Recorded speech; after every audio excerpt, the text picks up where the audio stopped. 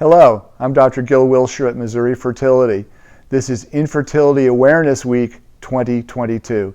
Every day this week, I'm going to be answering a question that has been posed by one of our social media viewers. Today's question states, if I had chlamydia in the past, is IVF my only option? Well, this is a very, very good question, and it's somewhat complicated. Chlamydia infections cause a lot of infertility and a lot of grief in general.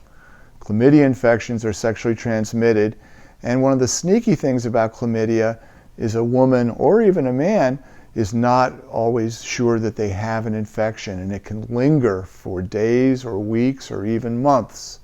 If I can demonstrate a fallopian tube, if this is a uterus and a fallopian tube, a tube must be open, but it also must be functional. A fallopian tube must be able to find and pick up an egg.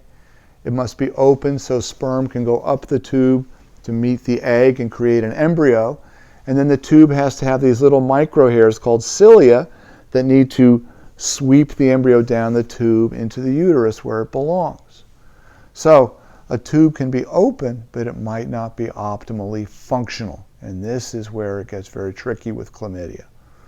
A beautiful tube that's open and functional is on one side of the spectrum.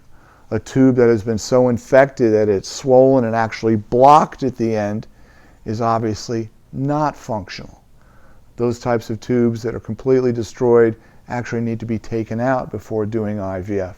The big question is the uncertainty of a tube that happens to be open but it is partially damaged.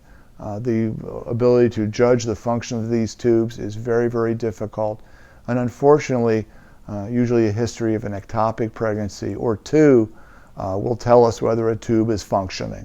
So the decision to go to IVF if the tubes are open but damaged is a personal one. If one wants to get pregnant quickly, then IVF is usually the treatment of choice. If you want to try inseminations and see if the tube can function, the chances per month are lower that way, but it's the only real way to know if a tube is functioning and capable of establishing a healthy pregnancy. So unfortunately, we can't always answer this question. A chlamydia infection is not an absolute reason to do IVF, but if previous chlamydia infection is slowing you down or is associated with recurrent ectopic pregnancies, IVF is usually your best decision for moving forward.